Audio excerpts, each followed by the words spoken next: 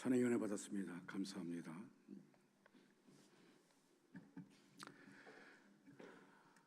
오공수련회는 계속해서 영상을 보내주셔서 제가 영상을 통해서 하는 모습을 봤고, 또 60수련회도 아주 은혜의 시간을 가졌다는 말씀을 들었습니다. 이제 돌아온 7080 수련회가 있는데 여러분 계속해서 기도해 주시기를 바랍니다. 할렐루야. 하나님의 그 놀라우신 은혜와 사랑과 축복이 여러분 모두에게 충만하게 임하기를 주님의 이름으로 축복합니다. 우리 옆에 있는 분들, 앞에 있는 분들, 저거 따라할까? 내 가족과 지옥의 영혼을 구원합시다. 다시 한번 할까요? 내 가족과 지옥의 영혼을 구원합시다. 할렐루야. 아멘. 우리에게 찬양하겠습니다. 평화, 하나님의 평강이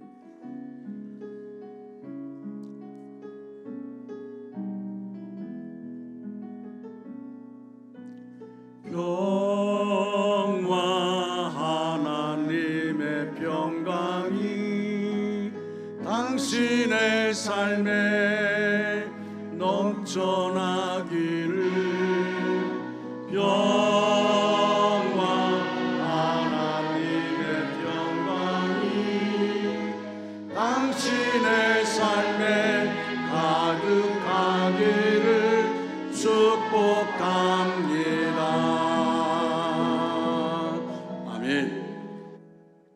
여러분의 기도 덕분에 휴가를 잘 마치고 왔습니다. 그리고 백문성 선교사를 만나서 선교 소식도 듣고 기도 제목도 나누고, 그리고 여러분 주신 선교비와 제가 준비한 선교비, 그리고 같이 간 동역자들이 선교비를 합해서 한 90만 원 정도를 전달했습니다. 이번 주 성결신문에 기재된 총회장의 글입니다. 지금 한국 사회를 뒤흔드는 불순한 움직임이 있습니다. 헌법이 보장한 개인의 양심과 자유를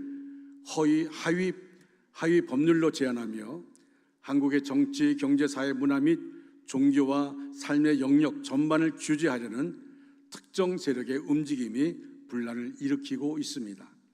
소수에 대한 차별을 금지한다는 명목으로 다수를 억압하며 특정 집단의 인권 보호를 위해서 국민 대다수의 말과 행동을 제한하려는 평등 및 차별 금지에 관한 법률, 일명 포괄적 차별금지법이 정부와 국회 그리고 국가인권위원회에 의해서 강행되고 있습니다.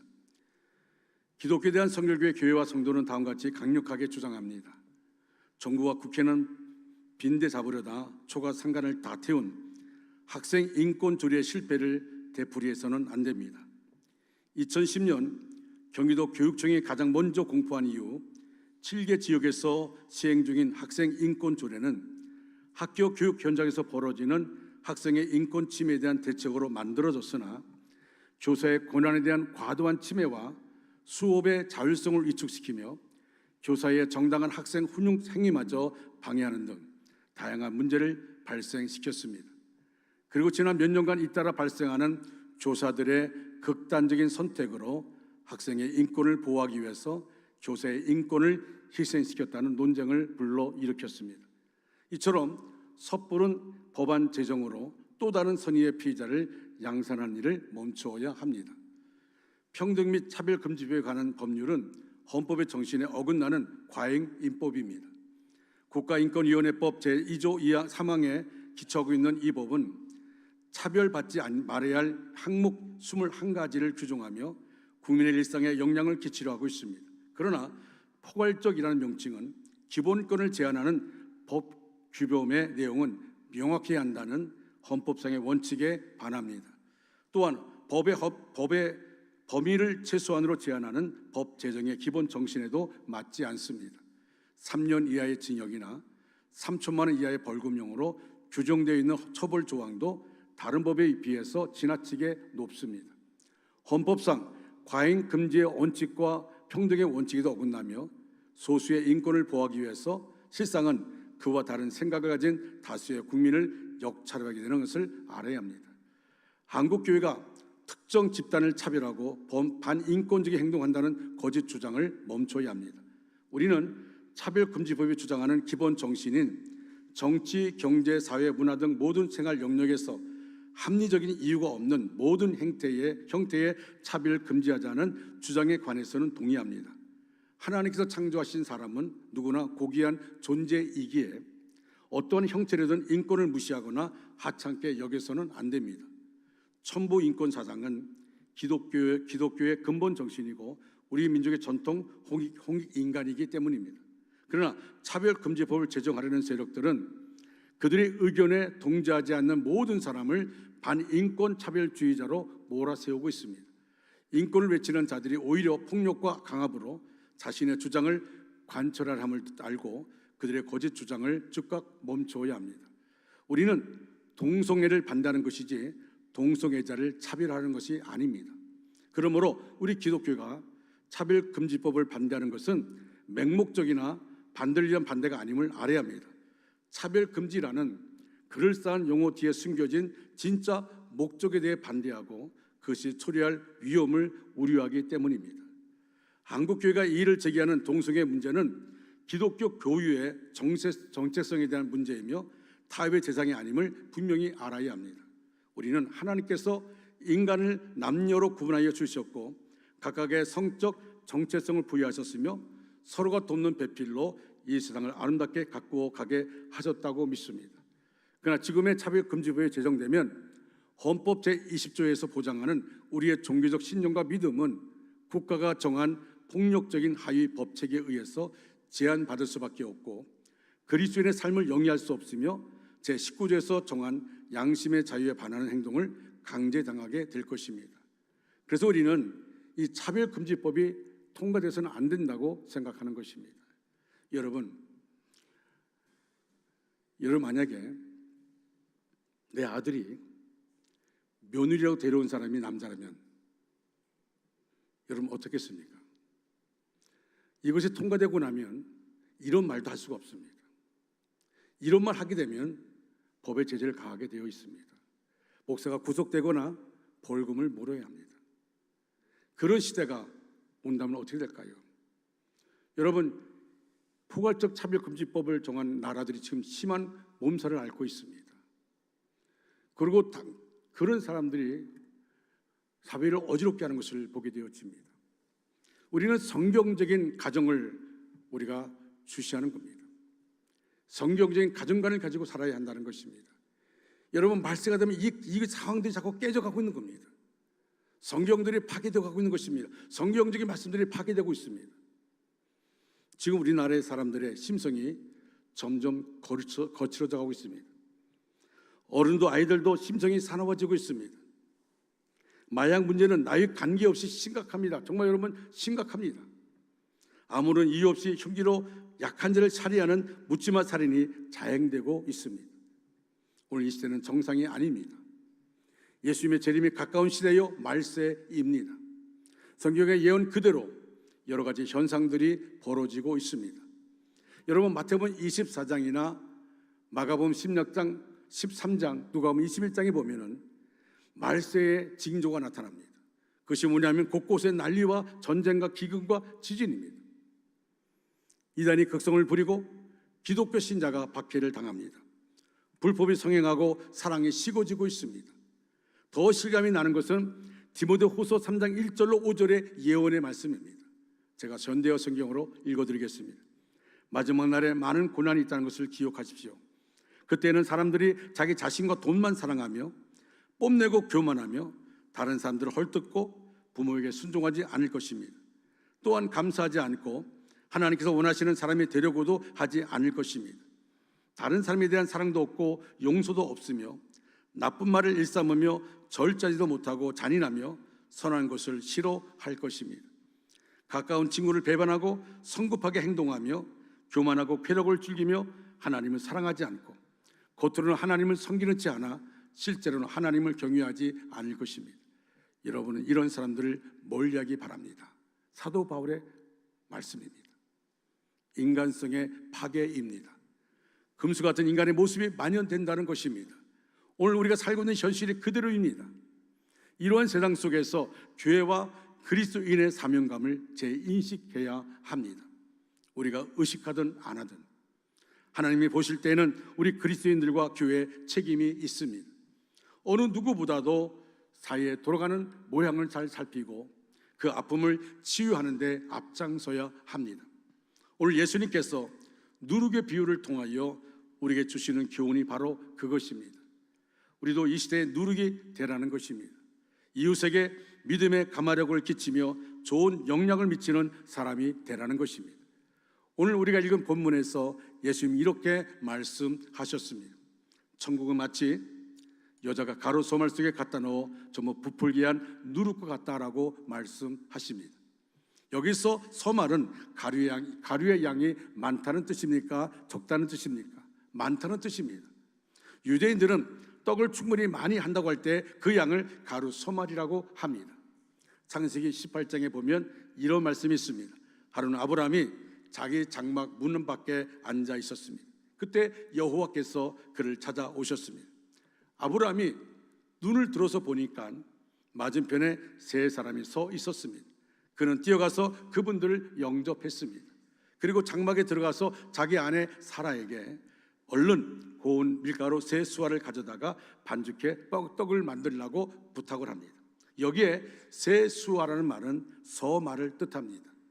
귀한 손님들이 오셨습니다. 충분한 떡이 필요합니다. 먹다가 모자라서는 안 될 것입니다. 여인이 최대한 도로 빚을 수 있는 반죽의 양이 가루 소말입니다. 많은 양의 가루 소말 속에 적은 양의 누룩을 집어 넣었습니다. 그 결과 어떻게 되었습니까? 가루는 많고 누룩은 적으니까 누룩이 가루에 짓눌려서 가루처럼 되었습니까? 아닙니다. 결과는 정반대였습니다. 적은 양의 누룩이 많은 양의 가루 속에 들어가서 가루 전부를 부풀게 했습니다. 말하자면 누룩이 가루의 영향을 받는 것이 아니고 누룩이 가루에 영향을 주었습니다. 이것이 바로 천국의 특성입니다. 복음의 능력입니다. 믿음의 가마력입니다. 우리는 이 시대에 누룩이 되어야 합니다. 영원한 그 날을 바라보면서 우리에게 주어진 이 귀한 사명 충성스럽게 잘 감당하는 우리 모두가 되어야 합니다.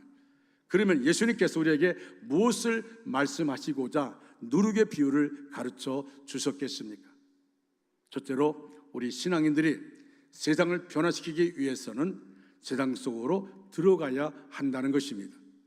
누룩이 가루를 부풀게 하기 위해서는 가루 속에 들어가야 합니다. 가루 속에 들어가지 않으면 가루를 변화시킬 수가 없습니다. 누룩은 넣어야 합니다.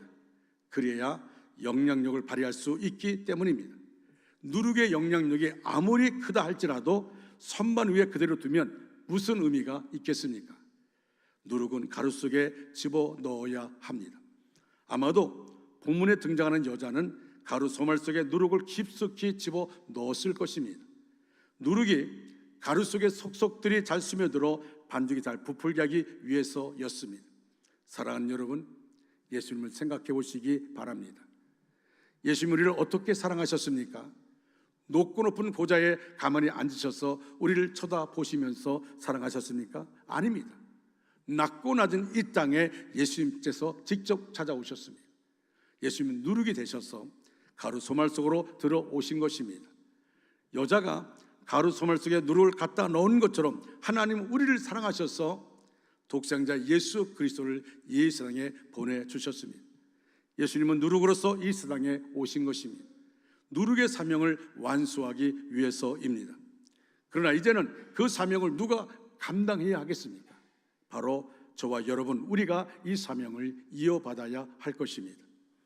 예수는 우리를 세상으로 보내셨습니다. 예수는 우리를 향하여 너희는 세상의 소금이다, 너희는 세상의 빛이다 말씀하셨습니다. 우리를 향하여 너희는 교회의 소금이다, 너희는 교회의 빛이다 이렇게 말씀하지 않았습니다. 우리는 세상의 소금이요 세상의 빛이지 교회의 소금이요 교회의 빛이 아닙니다. 그러기에 우리가 세상의 소금과 세상의 빛이 되기 위해서는 세상 속으로 들어가야 합니다. 주님은 우리를 세상의 빛으로 불러주셨습니다. 그래서 요한복음 17장 18절에서 예수는 우리를 세상 속으로 파송했다고 말합니다. 아버지가 나를 보낸 것처럼 나도 너희를 보낸다고 말씀하고 있습니다.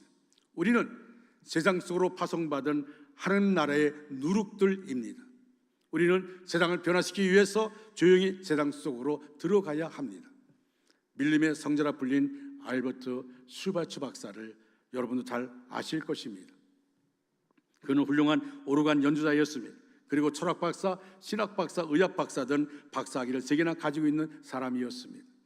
하루는 말씀 가운데 부자와 거짓 나사렛의 말씀을 깊이 묵상하게 되었습니다. 그는 자기 스스로에게 자문해 보았습니다. 이 시대의 부자는 누구인가? 이 시대의 거짓 나사렛은 누구인가? 슈바츠 박사는 자기가 바로 성경에 나오는 부자라는 생각이 들었습니다. 그럼 거짓 나사렛은 누구인가? 그에게 이런 깨달음이 왔습니다.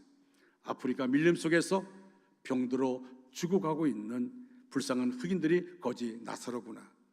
만일 내가 그들을 도와주지 않고 내버려 둔다면 예수님의 말씀 속에 나오는 부자처럼 이것은 나 스스로를 죽이는 길이요 내 가족을 죽이는 길이다. 그리고 그는 즉시 결단했습니다. 모든 걸 정리하고 아프리카로 들어갔습니다. 많은 사람이 반대했지만 당신은 모든 학위를 가지고 있고 여기서 부자로 풍부하게 살 수 있는데 왜 그 아프리카로 들어가냐고 반대했지만 그는 밀림 속에 있는 불쌍한 흑인들을 보면서 돌보면서 자기 여성을 바치겠다고 아프리카로 들어갔습니다. 하루는 흑인 여인 한 사람을 치료하고 있는데 그 여인이 궁금하다는 듯 슈바츠 박사에게 이렇게 물었습니다. 선생님은 박사학위를 3개나 가지고 있는 위대한 학자이자 음악가라고 들었습니다. 그런 선생님이 어떻게 이 오지에 오셔서 고생하며 사십니까? 그때 슈바츠 박사가 치료하면서 웃으면서 이렇게 말했습니다. 제게는 말로 남을 감동시킬 수 있는 재주가 없습니다. 내가 예수님의 사랑을 글로써 말로써 표현하려고 해보았지만 그것을 제대로 이해하는 사람이 별반 없었습니다. 그래서 예수님이 자신의 삶으로 그 사랑을 내게 보여주신 것처럼 나도 그 본을 따라서 내 행동으로 예수님의 사랑을 실천할 뿐입니다. 그런데 비록 작은 사랑이지만 이 사랑을 실천하는 동안에 하나님은 오히려 내게 큰 축복을 주셨습니다. 나에게 이와 같이 건강을 주셨고 마음의 행복까지 선물로 주셨습니다. 말하자면 예수님이 누룩으로서 가루 소말인 이 세상 속으로 자신을 던지신 것처럼 슈바츠 박사도 한 줌의 누룩이 되어서 가루 소말 같은 아프리카 밀림 속에 선교사로 가서 아프리카를 그리스도의 사랑으로 변화시킨 것입니다. 사랑하는 중간가족 여러분, 우리는 세상 속에 들어간 누룩입니다. 세상을 변화시켜야 할 누룩입니다.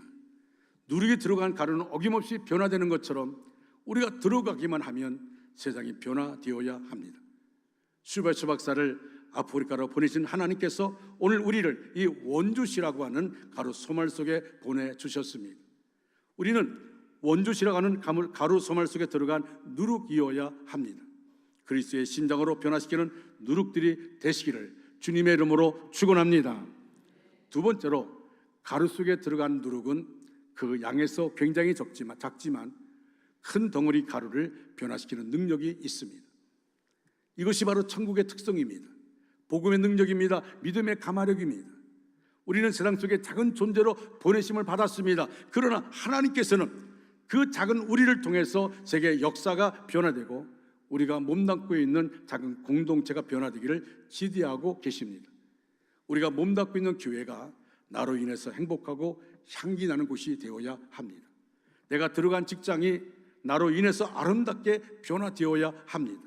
내 가정이 내가 있음으로 해서 행복하고 향기 나는 곳이 되어야 합니다. 그러기 위해서는 복음을 힘써 전해야 합니다. 모든 사람들이 변화되는 게 곧 내가 잘 되는 것입니다. 우리 자손들이 잘 되는 길입니다. 세상을 변화시키는 것이 나 자신과 내 가정에 얼마나 중요한지 룻의 가정을 보면 알 수 있습니다. 그는 본래 신앙인이었습니다. 아브람과 함께 갈대아 우리를 떠나서 복된 인생을 살았습니다. 하나님만 바라보고 살았습니다. 그런데 그가 선택의 기로에 서 있을 때에 풍요롭게 보이는 소돔성, 그는 본래 신앙이었지만 하나님을 등지고 세상 욕심을 따라 소돔성으로 갔을 때 어떤 일이 벌어집니까? 그가 바로 하나님 말씀을 전함으로 세상을 변화시키지 못했을 때에 거꾸로 세상의 죄악이 롯과 그 가족들을 변제시켰습니다. 결국 소돔성은 멸망을 당했고 롯 자신은 겨우 몸만 빠져나옵니다. 아내는 세상 욕심에 물들어 살다가 그 미련을 못 버리고 경고를 무시하고 뒤를 돌아보다 소금 기둥이 되고 말았습니다. 소돔의 음란함에 물들은 두 딸은 아버지에게 술을 마시게 하고 자손을 퍼뜨린다는 묘명하에 몹쓸 짓을 했습니다. 여기서 우리는 중요한 사실을 깨닫게 됩니다. 내가 복음으로 세상을 변화시키지 못하면 세상이 나를 변질시키려 듭니다. 내가 자손들을 변화시키지 못하면 세상이 내 자손들을 죄로 물들일 것입니다. 그 결과 생긴 모든 악한 일을 다 당하게 됩니다. 하나님은 우리에게 복음으로 세상을 변화시킬 사명을 맡겨주셨습니다. 그럼 우리는 구체적으로 어떻게 하면 될까요? 첫째로 복음을 사람들에게 전파해야 됩니다. 우리는 부족해도 말씀 자체에 능력이 있으므로 전하기만 하면 됩니다. 여러분 디모데후서 4장 2절 말씀 다 같이 한번 이 말씀 읽겠습니다. 시작. 너는 말씀을 전파하라. 때를 얻든지 못 얻든지 항상 범사의 오래 참음과 가르침으로 경책하며 경계하며 권하라. 아멘. 아멘. 너는 말씀을 전파하라. 그럼 말합니다. 때를 얻으면 전파하라. 그렇게 말씀하지 않습니다. 때를 얻든지 못 얻든지 항상 힘쓰라고 말합니다. 복음의 장애물이 많은 시대지만 그래도 전하라고 말씀합니다. 여러분 우리 주변 사람이 복음 듣기를 싫어한다 할지라도 우리는 전해야 됩니다. 우리 부모님에게, 우리 자녀들에게, 우리의 친척도, 우리 이웃들에게, 직장 동료들에게 이 복음을 전해야 합니다. 이게 바로 우리에게 주어진 사명입니다. 여러분 우리가 받은 축복 가운데 가장 큰 축복이 뭡니까? 구원의 복입니다. 할렐루야. 구원의 복이 가장 큰 복이면 무엇과 바꿀 수 없는, 비교할 수 없는 것이 바로 구원의 복입니다. 그런데 우리는 이 구원의 복을 받았음에도 불구하고 우리 이 복음을 전하려고 하지 않습니다. 두 번째로 더불어 우리는 복음에 합당한 삶과 인격을 보이며 살아야 합니다. 말씀을 실천함으로 예수 그리스도를 세상 사람들에게 나타내야 하는 것입니다. 그래서 예수님이 우리도로 세상의 소금이요 빛이라고 말씀하셨습니다. 여러분 마태복음 15장 16절 말씀 다 같이 한번 읽겠습니다. 시작. 이같이 너희 빛이 사람 앞에 비치게 하여 그들로 너희 착한 행실을 보고 하늘에 계신 너희 아버지께 영광을 돌리게 하라. 아멘. 다시 말해 우리의 삶과 인격이 복음의 진리됨과 예수 그리스도의 구주됨을 증명해야 된다는 것입니다. 어떤 경우라도 우리의 삶이 복음의 해방거리가 되면 안 됩니다. 한 번은 마하티마 간디에게 선교사들이 질문했답니다. 인도 기독교의 방해거리가 뭡니까? 인도 기독교의 방해거리가 뭡니까? 그랬더니 이렇게 대답했습니다. 기독교인들 자신이요 라고 말했습니다. 분명히 예수는 좋은 분이고 성경은 진리이지만 당시 기독교인들을 보면 헷갈린다는 것입니다. 여러분 혹시 우리를 보면서, 오늘의 교회를 보면서 세상 사람들이 헷갈려하고 있지는 않습니까? 우리의 입술을 열어 말하기 전에 삶과 인격으로 세상 사람들에게 감화를 줌으로써 예수 그리스도를 증거해야 합니다. 앞에서 언급했던 리빙스턴 선교사의 이야기입니다. 아프리카 선교 초기에 그에 대한 이상한 소문이 있었습니다. 한편에서는 그를 성자라고 알고 있었지만 다른 한편에서는 그를 선교비를 착복한 사기꾼으로 오해하고 있었습니다. 이런 상황에서 스텔리라는 젊은 기자가 그 루머의 진리를 파헤치려고 4개월 동안 아프리카에 가서 밀착 취재했습니다. 리빙턴 선교사를 재측근해서 밀착 취재했습니다. 그는 본국에 돌아와서 크리스천이 되었음을 고백합니다. 주위에서 어떻게 리빙스턴이 당신을 전도했습니까? 라고 물었더니 이 스텔린 기자가 이렇게 말했습니다. 너무 중요한 말입니다. 그분은 예수님의 이름조차 말하지 않았습니다. 그러나 오해와 고난 가운데 감수하며 묵묵히 사명을 감당하고 있었습니다. 나는 그분의 삶 속에서 하나님을 발견했습니다. 나는 그분의 하나님을 나의 하나님으로 믿고 싶어서 예수를 영접했습니다. 누룩이 가루 전부를 부풀게 하는 것은 그 자체 안에 있는 발효성 때문입니다. 우리가 세상을 변화시킬 수 있는 것이 아니라 우리 안에 능력으로 임재하시는 성령의 힘이 세상을 변화시킵니다. 결코 우리의 힘이 아닙니다. 그러기에 그리스도를 주인으로 모시지 않는 껍데기 신앙인들을 가지고는 세상을 변화시킬 수가 없습니다. 복음의 능력, 성령의 능력이 없기 때문입니다.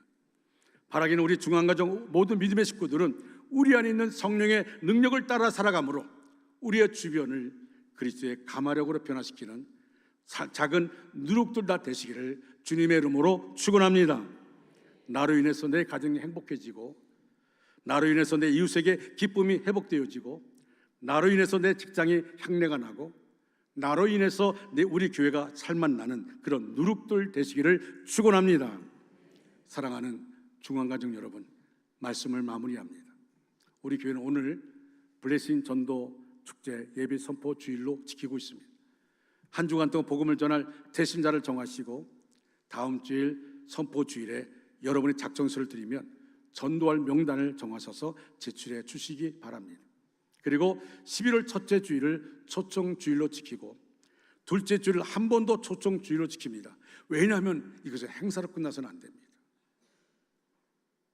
여러분, 지금 시대의 마지막 때를 살아가고 있어요. 그런데 사람들의 마음이 무뎌져 가고 있습니다. 마치 우리의 삶의 개구리를 보는 것 같습니다. 개구리를 뜨거운 물에 집어넣으면 뜨거우고 도망 나옵니다. 근데 개구리를 넣고 물을 서서히 덮이면 뜨거운 줄 모르고 있다가 익어서 죽고 맙니다. 오늘날 이 시대가 바로 그렇습니다. 점점 세상은 악해져 가고 있습니다. 처처에 기근과 진이 납니다. 곳곳마다 전쟁이 일어나고 있습니다. 많은 땅들이 가뭄으로 그 좋은 땅들이 모래땅으로 바뀌어지고 있습니다. 바로 주님이 말씀한 그 시대의 징조, 마지막 때 징조를 우리가 보고 있습니다. 우리가 지금 그 징조를 겪고 있는 것입니다.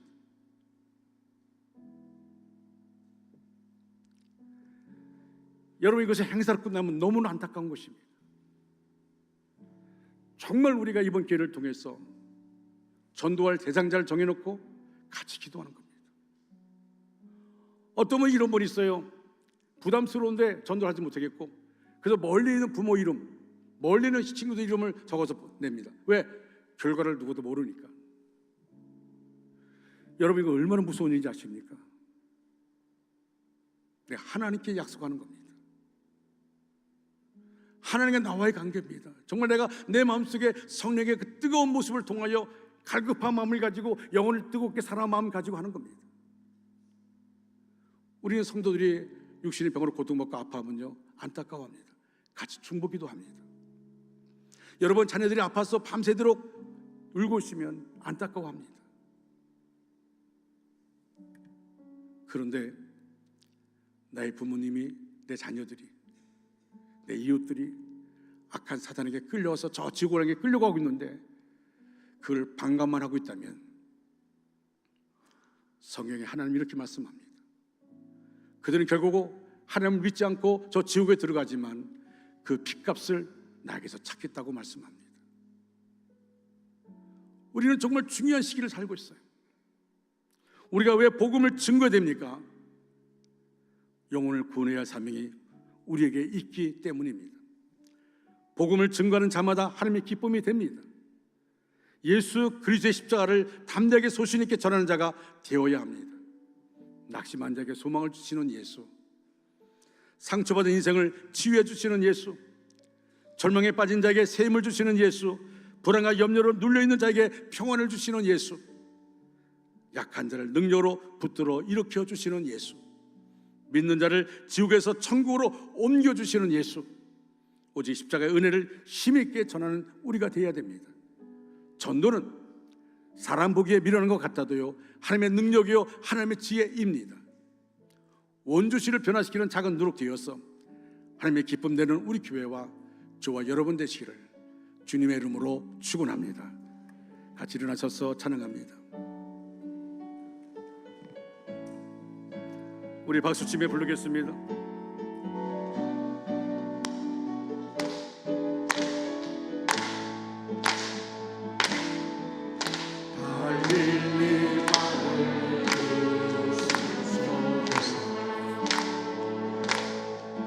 주님 그 열한 대가 다시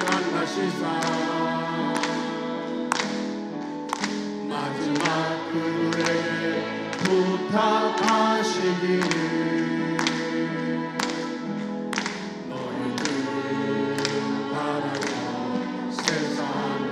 가서 제자 삼으라 가서 제자 삼으라 세상 많은 사람들 세상 모든 영혼이 내게 달려나네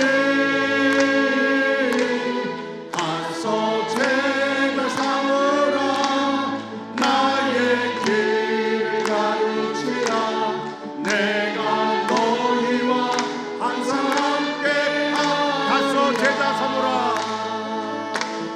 가서 제자 삼으라 세상 많은 사람들을 세상 모든 영혼이 내게 달려나네 가서 제자 삼으라 나의 길을 가르치라 내가 너희와 항상 함께 하리라. 하나님 아버지 영적 싸움을 선포합니다. 악한 사탄 마귀는 자기 때 얼마 남지 않은 것을 알아서 우는 사자처럼 참길 자를 찾고 있습니다. 우리의 영적 전쟁을 선포하며 전도하고자 할 때는 핍박도 있을 수 있고 시험거리도 있을 수가 있습니다. 그러나 우리가 한 가지 목적, 영혼 구원의 목적을 가지고 우리가 안타까움만 가지고 내 안에 안타까워하는 성령의 역사하심 통해서 복음을 전하며 영혼을 구원하는 우리 모두가 되게 하여 주시옵소서. 하나님, 행사가 아닙니다. 말세의 남녀가 여종에게 성령을 물부터 부어주시마 약속하신 하나님, 성령의 불로 성령의 충만함으로 우리를 인도하여 주시고 우리가 만나는 사람에게 복음이 증거될 때 놀라운 일들이 있게 하여 주시옵소서.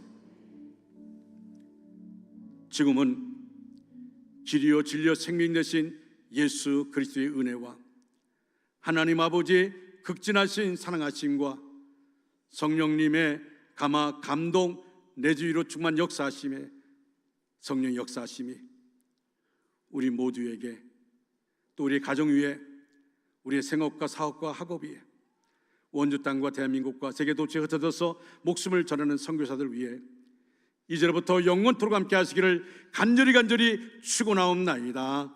아멘.